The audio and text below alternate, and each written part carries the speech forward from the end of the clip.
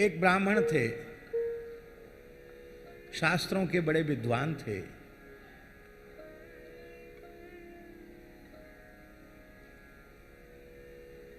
तो एक श्रीमंत व्यक्ति ने उनको अपने यहां बुलाया। उनके यजमान थे। वो गए, क्योंकि पिता और पितामह के क्रम से यजमानी चल रही थी। तो गए, ब्राह्मण थे, ब्राह्मण वृत्ति से निर्वाह होता था, चले गए उनके यहां। तो धनी मानियों को थोड़ा धन का अहंकार रहता ही है। तो वो लाला जी अपनी हवेली बना रहे थे। तो उन्होंने कहा, क्या बताएं पंडित जी, गुरु जी, इस हवेली में लकड़ी का काम बकाया है, अच्छा कोई कारीगर नहीं मिलता, और एक ब्राह्मण को खोजो तो 1000 चले आवेंगे लाइन लगा के। लाला जी लाला जी लाला जी ऐसा कहा। मतलब लकड़ी का काम करने वाले बढ़ई जो हैं वो दुर्लभ हैं, ब्राह्मण दुर्लभ नहीं है। एक बुलाओ तो 1000 चले आएंगे। इस बात को सुनकर उनको बहुत बुरा लगा। उन्होंने कहा, उन 1000 में हम नहीं। तुम जो कह रहे हो क्या एक को बुलाओ 1000 चले आएंगे, उनमें हम नहीं हैं।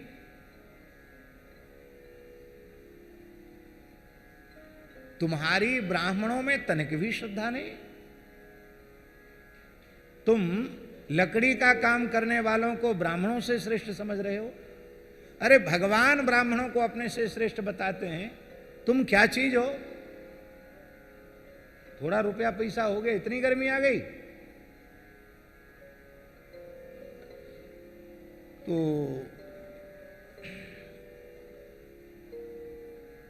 रक्षाबंधन का पर्व था, यजमान को रक्षा सूत्र बांधने गए थे, नहीं बांधा। बोले, जिसकी ब्राह्मण में श्रद्धा नहीं उसके लिए मैं रक्षा सूत्र नहीं बांध सकता, मेरा आशीर्वाद नहीं है। हमें पौरोहित का, मैं कुल पुरोहित के पद को त्यागता हूं। अब मैं तुम्हारा पुरोहित नहीं, तुम मेरे यजमान नहीं। उसने चरण भी पकड़े, महाराज मुंह से निकल गई, क्षमा करो। बोले, नहीं, अब निकल गई सो निकल गई, अब नहीं। बड़े गायत्री के उपासक थे, तपस्वी ब्राह्मण थे। सच्ची घटना सुना रहे हैं झा जी। तो उनके पास गायें थी। तो प्रेम से गाय चराने जंगल में चले जाते और त्रिकाल संध्या स्नान नदी में करते, जब करते रहते, गैया लेके आ जाते। पंडिताई यजमानी सब छोड़ दी, संतोषपूर्वक रहते। वे संध्योपासन कर रहे थे और उनकी कोई एक गाय लाला जी के खेत में चली गई। वो तो चिढ़ा हुआ बैठा था, वो सरकारी बड़े पद पर भी था, राजाओं का जमाना था उस समय। तो उसने पंडित जी की सभी गायों को, गायों की एक जेल होती है उसमें उसने बंद कर दिया। और वो महाराज सस्ता जमाना था, लगभग 150-200 साल पुरानी बात हो सकती है। ये समय का मुझे उतना स्मरण नहीं है, लेकिन 150-200 वर्ष पुरानी बात होगी। बोले, एक गाय का 1 रुपया लगेगा। 40 गाय थी महाराज जी, 40 रुपया। अब वो तो फक्कड़ थे, संग्रह परिग्रह से मुक्त थे, बड़े स्वाभिमानी थे। उनके घर के कुछ बर्तन बिक गए, तब 40 रुपए इकट्ठे हुए।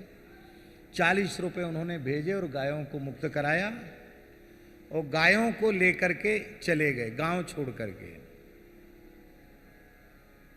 जंगल में चले गए, नदी के किनारे। लोगों ने कहा, महाराज घर छोड़ दिया। बोले, अब हम लौट के नहीं आएंगे। बहुत पीछे पड़े लोग, आ जाओ महाराज आ जाओ, इतना नाराज नहीं होना चाहिए। बोले, जब लाला जी के घर में गधे घुस जाएंगे तब आएंगे। उनके मुंह से गुस्सा में निकल गया। अब उस क्षेत्र में कोई गधे वाला था ही नहीं,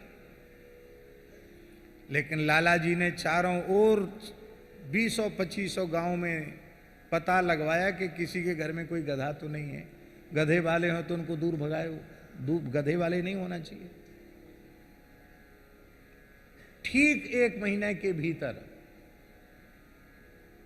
आधी रात के समय कुछ जंगली लोग गधों पर सामान लेकर जा रहे थे। रात में उसी गांव में तालाब का क्षेत्र था, वहीं रुक गए और सवेरे भोर में एक गधा वहां से पता नहीं कैसे भाग के गया और बीच गांव में उनकी बड़ी हवेली, संपन्न हवेली थी, उसके भीतर घुस गया और वहीं हेंचू हेंचू करना शुरू किया। जैसे कोई प्रातः स्मरण सुनकर के जगे तो 4-5 बजे का समय सवेरे का होगा, उसी समय गधा चिल्लाया तो सॉरी गधा कहाँ से आया? अरे बोले पंडित जी की बात सत्य हो गई। इसके बाद वह वंश रहा नहीं।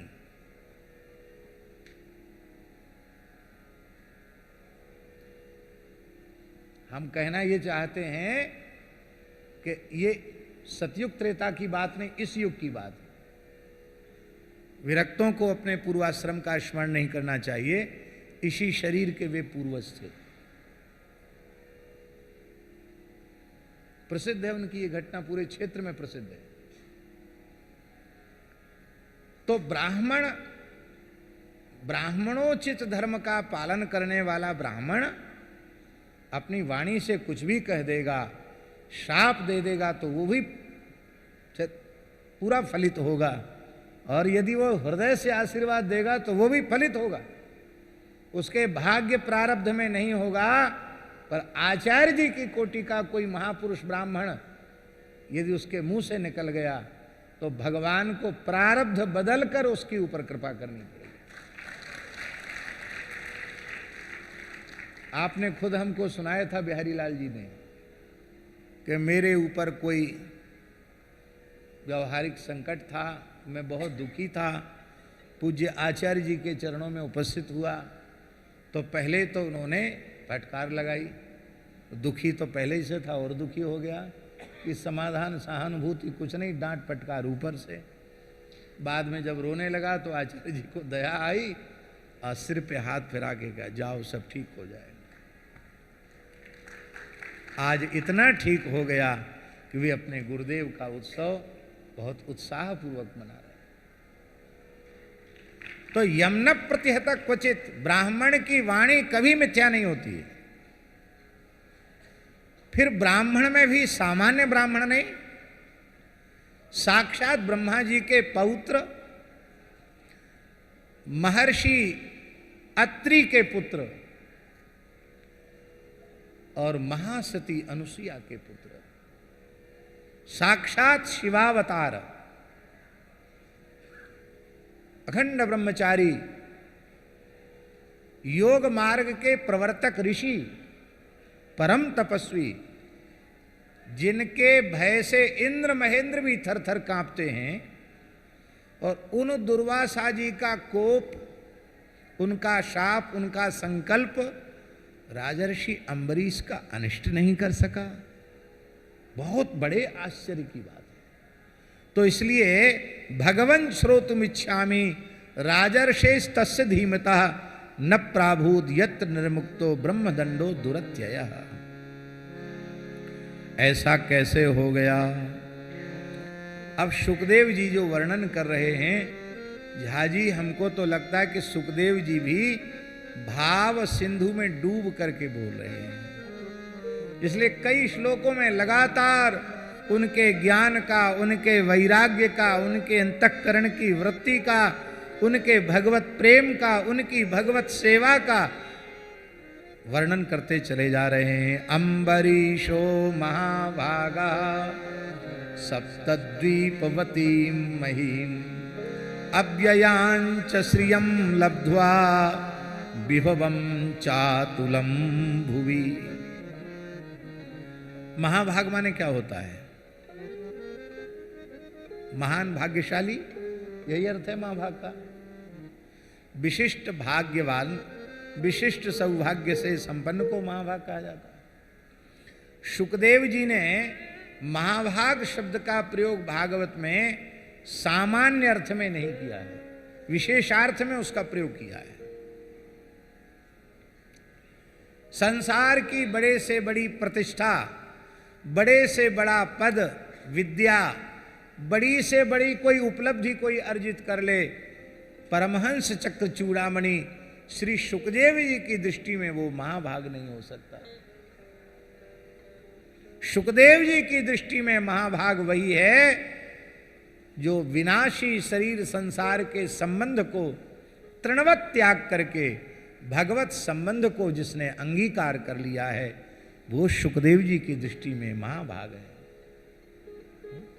गोपियों को भगवान महाभागा कह रहे हैं। स्वागतम वो महाभागा प्रियंकिंकरवाणी वह ब्रजस्या नामयम कश्चित ब्रूता गमन कारण। उनको महाभागा कह रहे हैं। महाभागा क्यों हैं? क्योंकि संत्यज्य सर्व विषयास तव पाद मूलम भक्ता भजस्व दुर्वग्रह मात्यजास्मान देवो यथादि पुरुषो भजते मुमुक्षु। और आप देख लेना कहां कहां महाभाग शब्द है। सब जगह किसी न किसी विशेष अर्थ का वाचक है महाभाग शब्द।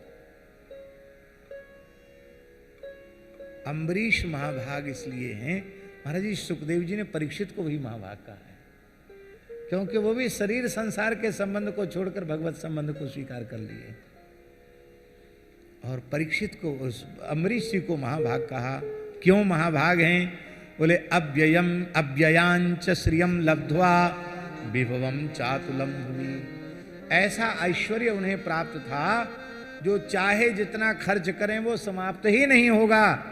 अतुलित ऐश्वर्य उन्हें प्राप्त था, पर उस सबको उन्होंने स्वप्न तम मेने स्वप्न संस्तुतम, जैसे स्वप्न पदार्थ होते हैं ऐसा उन्होंने संसार के वैभव को समझा। आप कहेंगे कि ऐसी अंतःकरण की दिव्य अवस्था उन्हें कैसे प्राप्त हो गई? तो इसका उत्तर सुखदेव जी दे रहे हैं। वासुदेवे भगवती तद्भक्तेषु च साधुषु प्राप्तो भावं परम विश्वम ये नेदम लोष्टवत् स्मृतम। यहां महाराज जी तद भक्तेषु च साधुषु अलग अलग पृथक पृथक ग्रहण किया। तो यहां महाराज जी साधु शब्द से भक्तेषु से गृहस्थ भक्तों को स्वीकार किया, और साधु शब्द को विरक्त संतों के अर्थ में रूढ़ मान करके श्री सुखदेव जी ने यहां व्यवहार किया। नहीं तो और आज भी साधु प्रायः जो विरक्त महापुरुष होते हैं उन्हीं को लोग साधु कहते हैं। यद्यपि साधु अन्यत्र भी साधु शब्द का व्यवहार होता है, लेकिन रूढ़ी जो है वो साधु शब्द की वो विरक्त संतों के अर्थ में है। तो तद भक्तेषु च साधुषु, गृहस्थ भक्तों में भी उनका भाव था और विरक्त संतों में भी उनका भाव था। कितना भाव था? बोले इतना भाव बढ़ गया था भगवत भक्तों में संतों में उनका कि उस भाव के आगे, उस प्रेम के आगे उन्हें संसार की संपत्ति मिट्टी के ढेले के समान दिखाई पड़ती थी। मिट्टी का ढेला जैसा उसका क्या व्यर्थ है, ऐसे संसार की संपत्ति व्यर्थ उनको समझ में आती थी।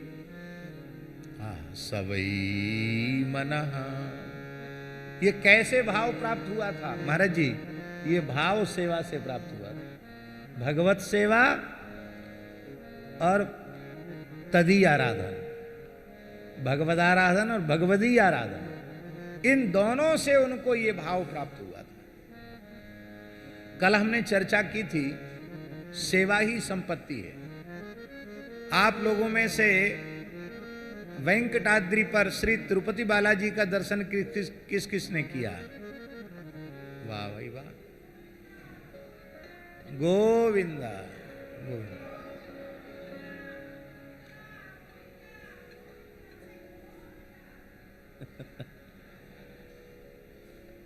महाराज जी पुराण वचन है, स्कंद पुराण का है ना महाराज जी।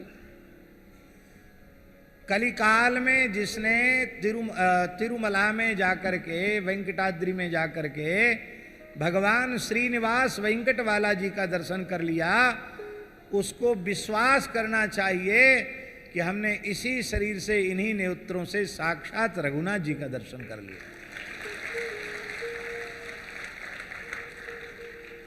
ये बात पुराणों में है कि नहीं? जो आकाश राज की पुत्री हुई हैं पद्मावती, वो प्रतिबिंब सीता ही है, हैं? स्कंद पुराण में, इसलिए दास ने नाम लिया स्कंद पुराण में, वेंकटाचल महात्म्य में।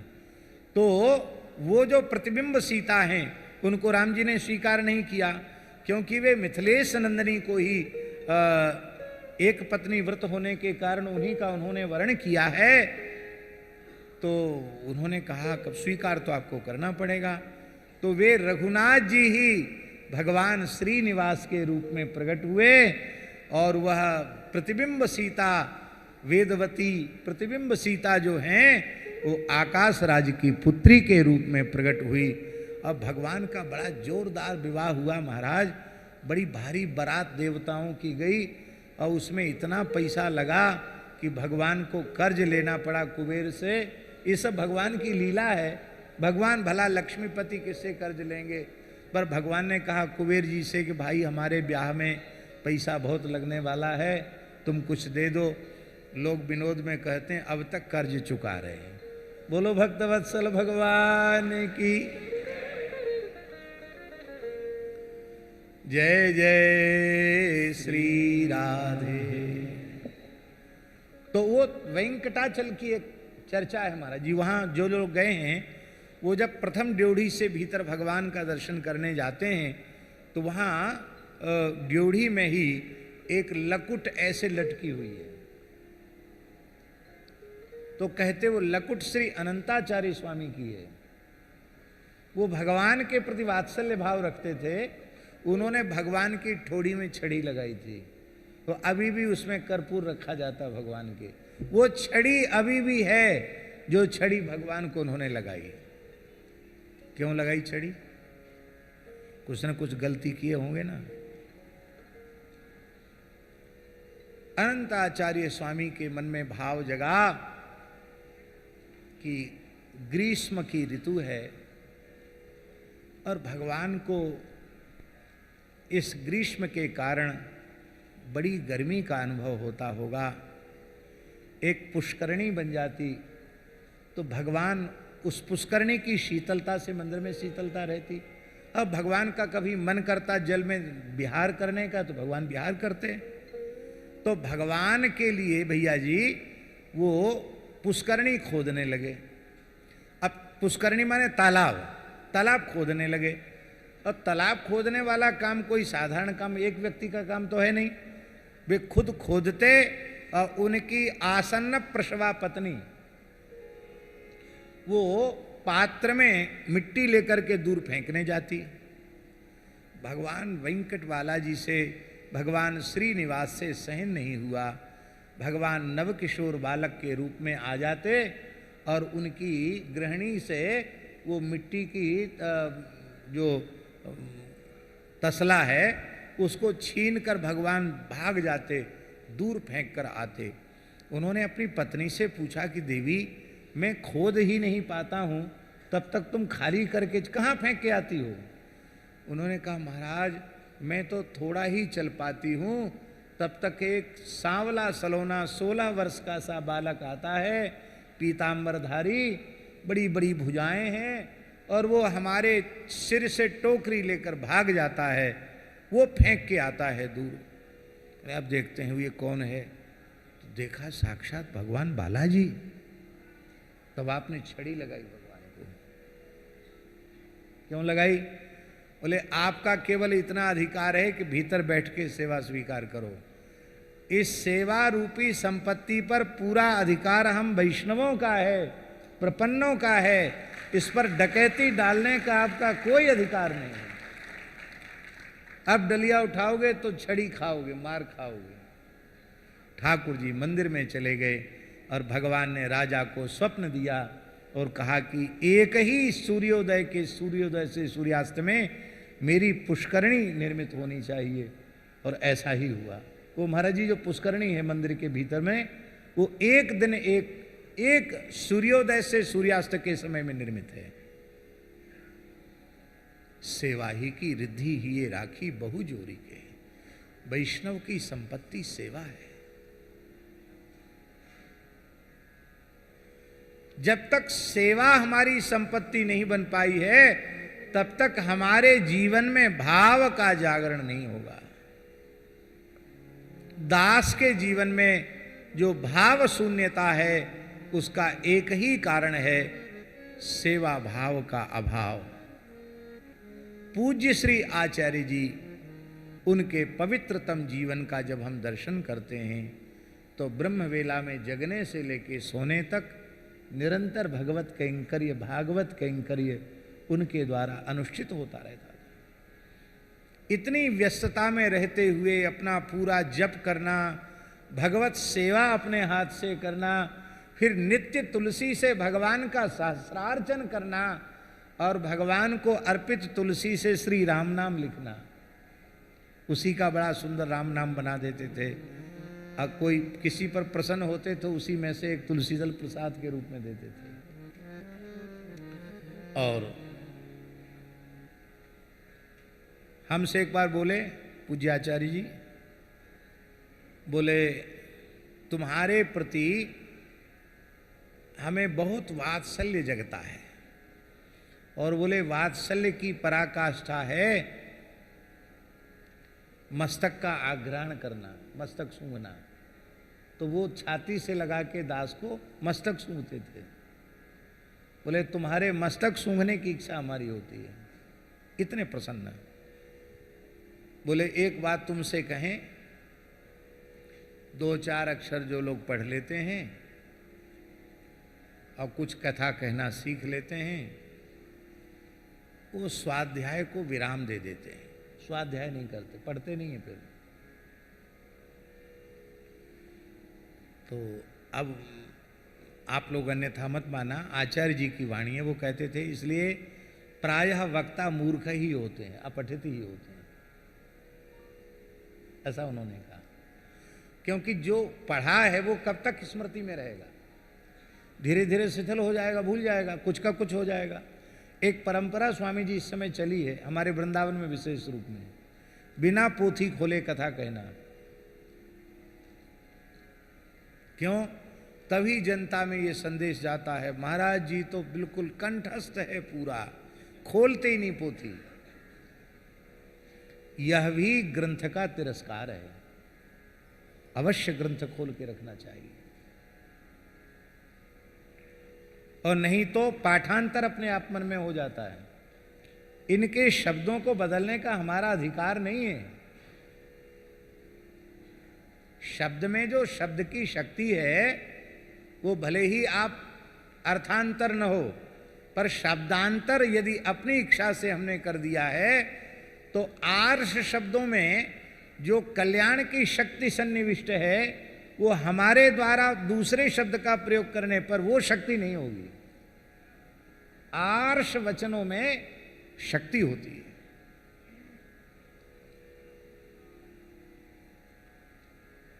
तो उन्होंने कहा कि दूसरों से तो आशा नहीं है पर तुमसे आशा है। तुम खूब कथा कहो, लेकिन मेरी इच्छा है कि एक बार संपूर्ण व्यास वाणी का मूल पारायण कर जाओ। और उनका वह आदेश मूल मंत्र बना। और फिर पूज्य हमारे वृंदावन वाले पूज्य शास्त्री प्रातः स्मरणीय पंडित श्री श्रीनाथ शास्त्री जी, उन्होंने भी अक्षरशः पत्र लिखकर यही आज्ञा हमको की। बोले आपकी कथा सुनकर बहुत संतोष होता है, अब धीरे धीरे पुराणों की बातें भी लुप्त हो रही हैं, आप एक बार पुराण का मूल पारायण कर लो। तो दास ने तो आरंभ कर ही दिया था।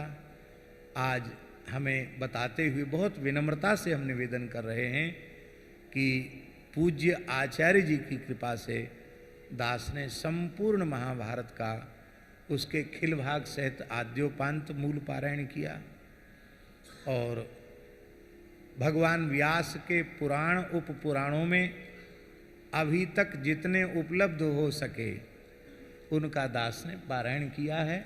अभी अग्नि पुराण का पारायण चल रहा है। बस एक दो और अवशिष्ट हैं। बृहन्नारदी अवशिष्ट है, विष्णु धर्मोत्तर अवशिष्ट है और ये होने से फिर पूरा हो जाएगा।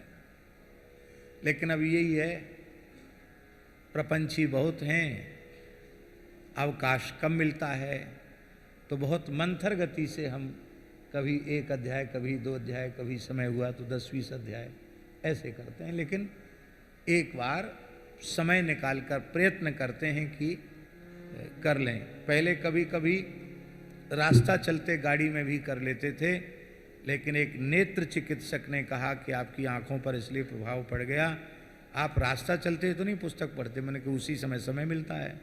बोले बिल्कुल पढ़ना बंद कर दो। तब से दास ने छोड़ दिया।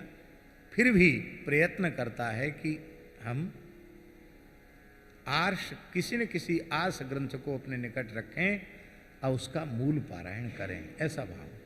और कितना सब कुछ भगवान व्यास ने कह दिया। हम जीवों के कल्याण का वो बात कहना सुनना भी बहुत कठिन है। आज तक वैदिक सनातन धर्म के संबंध में, धर्म और अध्यात्म के संबंध में जितना कोई सोच नहीं सका, सोच नहीं सकता है, सोच नहीं सकेगा, उससे अधिक भगवान व्यास ने अपने साहित्य में पहले से लिख रखा है। इसलिए व्यासोच्छिष्टम जगत सर्वम, दास को तो ऐसा लगता है स्वामी जी कि सनातन धर्म का सर्वमान्य सार्वभौम आचार्य यदि कोई है तो वह भगवान कृष्ण द्वैपायन व्यास हैं और आदि कवि महर्षि वाल्मीकि हैं। ये व्यास वाल्मीकि ही हमारे सनातन धर्म के सार्वभौम आचार्य हैं। तो सेवा के कारण ये भाव उनके मन में जगा। वो सेवा कैसी? बोले सवई मनः कृष्ण पदार विंदयो वचांसि वैकुंठ गुणानुवर्णने करौ हरेर मंदिर मार्जनादिषु श्रुतिम चकाराच्युत सत्कथोदये मुकुंद लिंगालय दर्शने दृशौ तद्भृत्य गात्र स्पर्शिंग संगमम घ्राणम च तत्पाद सरोज सौरभे श्रीमत्तुलस्यारसनाम तदर्पिते पादौ हरे क्षेत्र पदानुसर्पणे शिरो ऋषिकेश पदाभिवंदने कामं च दास्ये न तु काम काम्यया यथोत्तम श्लोक जनाश्रयारति। ये झाजी सबसे महत्वपूर्ण बात यही है कि कामं च दास्ये न तु काम काम्यया, कामं च दास्ये न तु काम काम्यया। इतना सब कुछ करने के बाद भी अर्थ न धर्म न काम रुचि गति न चहो निर्वाण, ये अंतःकरण था उनका। केवल इसका फल दास से ही चाहते थे। सेवा का फल सेवा है, नाम जप का फल नाम जप है, भगवत सेवा का फल भगवत सेवा है, भक्ति का फल भक्ति ही है और कोई दूसरा फल नहीं है। एक विशेष बात लिखी है, ईजे स्वमेधैहि अधियज्ञमीश्वरम। ईजे स्वमेधैहि बहुवचन है, 1-2 अश्वमेध नहीं किए, कई अश्वमेध यज्ञ किए और जिनमें वशिष्ठ असित गौतम आदि ऋषि, जिसमें होता उद्गाता ऋत्विक आचार्य के रूप में, ब्रह्मा आदि के रूप में, अध्वर्यु आदि के रूप में थे, ऐसे उन्होंने अनेकों अश्वमेध यज्ञ किए। अब समय है नहीं, पर्ची लिखकर हमारे पास आ गई कि दिल्ली जाना है, तो हम संकेत में कहें इस अश्वमेध, उनके अश्वमेध कैसे हुए, इसको यदि आपको ठीक से जानना हो तो भारतवर्ष के एक बहुत उच्च कोटि के महापुरुष हुए, जिनका एक कार्य बहुत बड़ा हम सबके लिए हुआ। उन्होंने संपूर्ण श्रीमद् भागवत का श्लोकों का पदच्छेद किया और सबका अन्वय, अर्थ और पदच्छेद उन्होंने किया, जो कृष्ण जन्मभूमि से प्रकाशित है सुदर्शन सिंह चक्र जी ने। पूरे भागवत का प्रथम स्कंद से लेके 12वें स्कंद तक भगवान श्री कृष्ण को अपना अनुज मानते थे। वो महाराज जी कैसे रहे होंगे, वो ये सत्य घटना है। बलराम जी को अपना गुरु मानते थे वो। तो गिरिराज जी की परिक्रमा कर रहे थे, साक्षात बलराम जी अपने स्वरूप में पधारे गिरिराज पर्वत से और आपको कृष्ण मंत्र की दीक्षा उन्होंने प्रदान की। भगवत साक्षात्कार संपन्न महापुरुष थे चक्र जी, साधारण नहीं थे। उन्होंने एक लिखा है अम्बरीश के अश्वमेध। क्या लिखा है? गीता प्रेस से प्रकाशित भी है, अम्बरीश के अश्वमेध। अब उसकी कभी हम फिर चर्चा करेंगे। तो उन्होंने कहा कि अम्बरीश के अश्वमेध भगवदाज्ञा से हुए और वही एकमात्र ऐसा अश्वमेध है जिस अश्वमेध में पूरी धरती पर कहीं रक्तपात नहीं हुआ, क्योंकि अश्व के मस्तक पर स्वर्ण पट्टिका लिख करके उसको तब भेजा जाता है। तो वो तो सब किया गया, लेकिन अम्बरीश जी ने भगवान नाम संकीर्तन करने वाले ब्राह्मणों को, वैष्णवों को पीछे से भेजा। बोले हम तो सारी धरती पर हमारा कोई शत्रु है ही नहीं, भगवान की आज्ञा है, अश्वमेध करो तो कर रहे हैं और भगवान की इच्छा नहीं होगी तो नहीं होगा। हमको किसी को मारना नहीं, हमारा कोई शत्रु नहीं है। तो विचित्र अश्व की यात्रा, छौनी सेना नहीं चल रही है, श्री कृष्ण गोविंद हरे मुरारे कीर्तन करने वाले वैष्णव चल रहे हैं। किसी दुष्ट के राज्य में प्रवेश किया, वहां जैसे ही उस दुष्ट ने घोड़े को पकड़ा तो चक्र जी लिखते हैं भगवान के दैतास्त्र सुदर्शन ने प्रकट होकर तत्काल उस दुष्ट को भस्म कर दिया। अब तो ये प्रसिद्धि हो गई कि कोई रक्षक, अश्वरक्षक दिखाई नहीं पड़ता, पर भगवान का सुदर्शन चक्र उनके अश्व की रक्षा में प्रयुक्त है। तो कहते सैकड़ों अश्वमेध यज्ञ किए। अश्वमेध का फल क्या है? स्वर्ग प्राप्ति ही फल है ना उसका। तो महाराज जी वे कितने निष्काम थे, इसको एक श्लोक कहकर हम पूर्ण करते हैं। कहते स्वर्गो न प्रार्थितो यस्य मनुजैहि अमर प्रिया शृण्वद्भिः उपगायद्भिः उत्तम श्लोक चेष्टितम।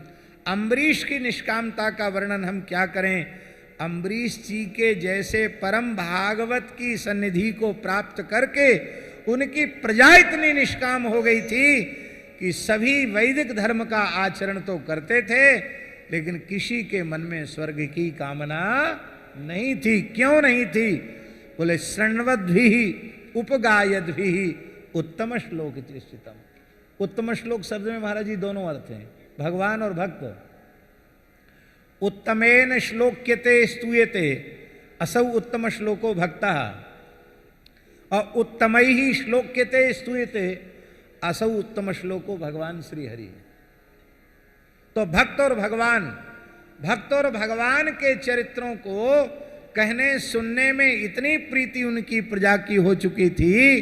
इसका मतलब है भोगों का लालच तब तक नहीं मिटने वाला है जब तक आप भक्त और भगवत चरित्रों को सुनते नहीं हैं। ये जो कुछ प्राप्त हुआ है अम्बरीश को भक्त भगवत चरित्र के श्रवण से, इसलिए ये कभी सुनना न छोड़ें। दुर्वासा जी का प्रसंग आप सबको स्मरण में है। अम्बरीश जी के इस परम पावन चरित्र का जो श्रवण करता है उसे भगवान के चरणों में अगाध प्रेम हो जाता है। क्या करें, हमारे कहने का ऐसे ही है, कुछ बनता नहीं ठीक से कहते और मन भी नहीं भरता है। चाहे जितने दिन कोई प्रसंग लेके कहें वो कम पड़ जाता है। तो भगवान कभी चाहेंगे, कई बार अम्बरीश जी का चरित्र हम 7-8 दिन में कह भी चुके हैं, तो फिर कभी भगवान चाहेंगे तो फिर चर्चा करेंगे। आज बहुत अधिक समय हो गया। फिर इन्हीं शब्दों के साथ पूज्य आचार्य जी के युगल चरणों में अपनी वाणी की सेवा समर्पित करते हुए और यह प्रार्थना करते हुए कि हे गुरुदेव, आपका जैसा पवित्रतम दिव्य जीवन था